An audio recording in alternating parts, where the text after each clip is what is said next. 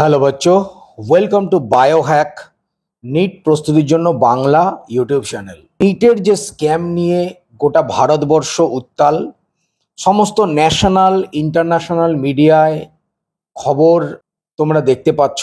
বিভিন্ন হাইকোর্ট এবং সুপ্রিম কোর্টেও কিন্তু কেসটা পৌঁছে গেছে। এই টোটাল নিট যে স্ক্যাম, সেটা দুটো দিকে কিন্তু স্প্রেড করছে। একটা দিক হলো গ্রেস মার্কস দেওয়ার যে দিক, যদিও এনটিএ এই গ্রেস মার্কের ব্যাপারটা বেশি ফোকাস করছে। কেন বলো তো? একটাই কারণ, এই গ্রেস মার্কের ফোকাসটা যদি করা যায় তাহলে এনটিএ নিজে বলছে 1600, যদিও সংখ্যাটা অনেক বেশি, তাদের একটা রিনিট করিয়ে দিয়ে পুরো এই যে ব্যাপারটা থেকে এনটিএ বেরিয়ে যেতে চাইছে।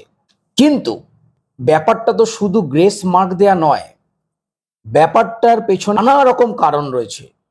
তাদের মধ্যে অন্যতম একটা মোস্ট ইম্পর্টেন্ট কারণ হচ্ছে পেপার লিক, যেটা পাটনা পুলিশের যে এফআইআর 5 তারিখে, সেইটা হচ্ছে মেন এমন একটা ইস্যু। তাতেই কিন্তু একমাত্র রিনিট পসিবল। 2015-তে যে এআইপিএমটি যে দ্বিতীয়বার হয়েছিল, সেখানে সুপ্রিম কোর্টের একটা স্পষ্ট নির্দেশ ছিল যে একজন স্টুডেন্টও যদি পেপার লিক এর সুবিধা পায় তাহলে রি এক্সাম হবে।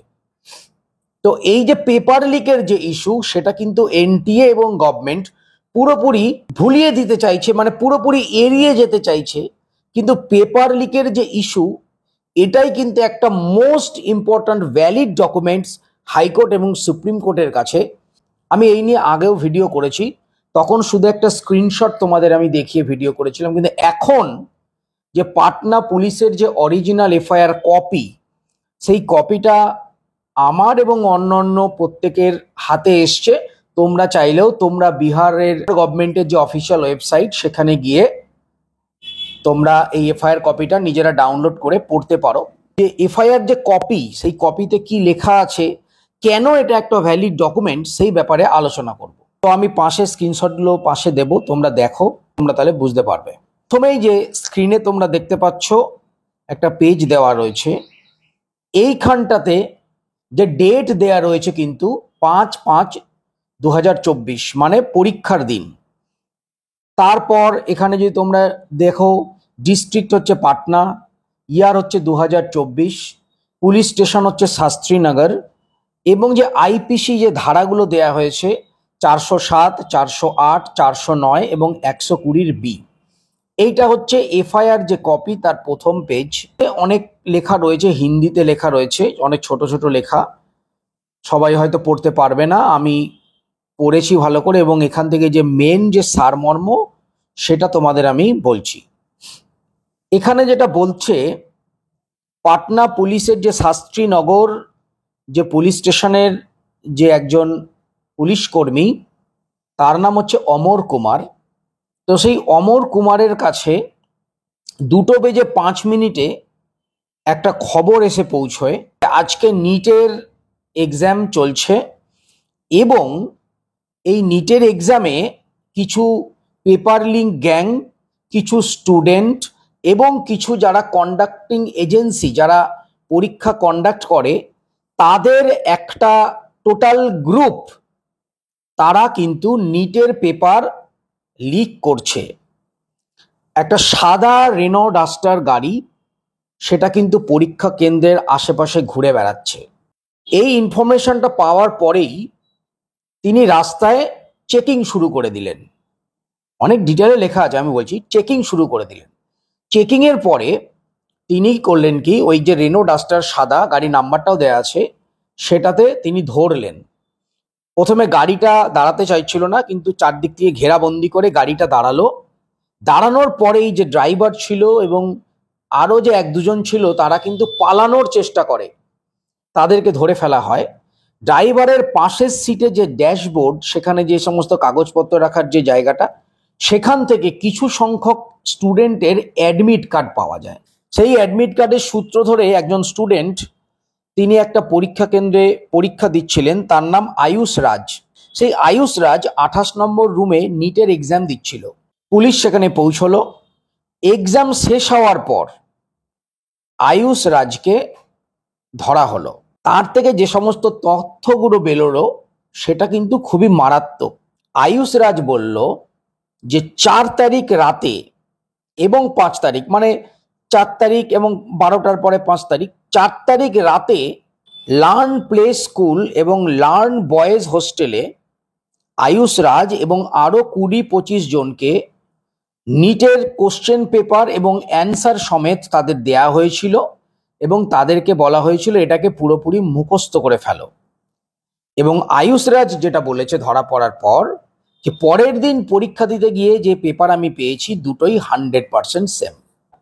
তার মানে কিন্তু একটা জিনিস পুরোপুরি প্রমাণ হয়ে গেল যে নিটের কোশ্চেন পেপার লিক হয়েছে আগের দিন, মানে 4 তারিখে। একজন নয়, 20-25 জন সেই রাতেই কোশ্চেন পেপার পেয়ে তারা পরীক্ষা দিয়েছে। আর পরবর্তীকালে মোট 13 জনকে কিন্তু পাটনা পুলিশ অ্যারেস্ট করেছে এবং সেই 13 জনের কাছ থেকে যে ইনফরমেশন পাওয়া গেছে সেই ইনফরমেশনের মধ্যে মানে অর্ধদগ্ধ, মানে আর্ধেক পুড়েছে এমন একটা কোশ্চেন পেপার পাওয়া গেছে, সেটাও কিন্তু সেম ছিল। তার মানে 4 তারিখে রাতে কোশ্চেন পেপার লিক হয়ে গেছিল, এটা কিন্তু পুরোপুরি প্রমাণিত। এবং এই প্রমাণটা কে করেছে? গভর্নমেন্টের পুলিশ। এটা কিন্তু এই যে আমি একটা বলি, আদালতে যে এফআইআর যে কপি, এফআইআর কপিটা কিন্তু একটা ভ্যালিড ডকুমেন্ট।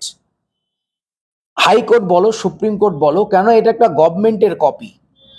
এই যে কপি, এই যে এফআইআর কপি, এই কপিটা কিন্তু প্রমাণ করছে যে নিটের পেপার যে আগের দিন লিক হয়েছিল এটা কিন্তু 100% সত্যি। যদিও এনটিএ এটাকে মানতে চাইছে না, কারণ এনটিএ নিজেও জানে যে পেপার লিক যদি প্রমাণ হয়, আমরা যদি পেপার লিকটাকে যদি সিলমোহর দিই, তাহলে রিনিট কেউ আটকাতে পারবে না। পৃথিবীর কোনো ক্ষমতা নেই রিনিটকে আটকায়। সেই জন্য দেখো এনটিএ বরাবর পেপার লিক ব্যাপারটা পুরোপুরি অ্যাভয়েড করে চলছে। ওরা জানে যে গ্রেস মার্কিং এর ব্যাপারটার জন্য আমরা কিন্তু কিছু স্টুডেন্টকে নতুন করে রিনিট করিয়ে ব্যাপারটা ধামাচাপা দিতে পারবো, কিন্তু পেপার লিক যে অরিজিনাল ইস্যু চাপা পড়ে যাচ্ছিল, যদি আবার নতুন করে ব্যাপারটা উঠে এসছে এবং যে ডিজিটাল কপি পাওয়া গেছে মোবাইলে, সেটা দিয়ে যে কতজন পেয়েছে তার কোনো সংখ্যা আমরা জানি না। তবে 2015 সালের যে এআইপিএমটি সুপ্রিম কোর্ট ক্যান্সেল করেছিল, সেখানে সুপ্রিম কোর্ট বলেছিল একজন স্টুডেন্টের অবধি যদি অন্যায় হয় তাহলে নতুন করে পরীক্ষা হবে। এই তথ্যের উপর ভিত্তি করেই কিন্তু বলা যাচ্ছে রিনিট সবার জন্য হওয়া কিন্তু ইম্পসিবল নয়। 90% চান্স সবার রিনিট হবে। তোমরা প্রত্যেকে কিছু কিছু করে পড়াশোনা শুরু করো, না হলে কিন্তু একদম ভুলে যাবে। যদি রিনিট হয় তাহলে পজিটিভ, সম্ভাবনা কম 10%। রিনিট না হয় তোমাদের প্রিপারেশনটা এগিয়ে থাকবে। এই ডকুমেন্টের উপর ভিত্তি করে 24 লক্ষ স্টুডেন্ট নিজেদের জাস্টিস পাবে বলে আমি মনে করছি। তো স্টুডেন্টস, আজ এ পর্যন্তই। চ্যানেলটা সাবস্ক্রাইব করো, পাশে থাকো। আমি রয়েছি তোমাদের সঙ্গে তোমাদের লড়াইতে। আবার দেখা হবে নেক্সট ভিডিওয়। টাটা।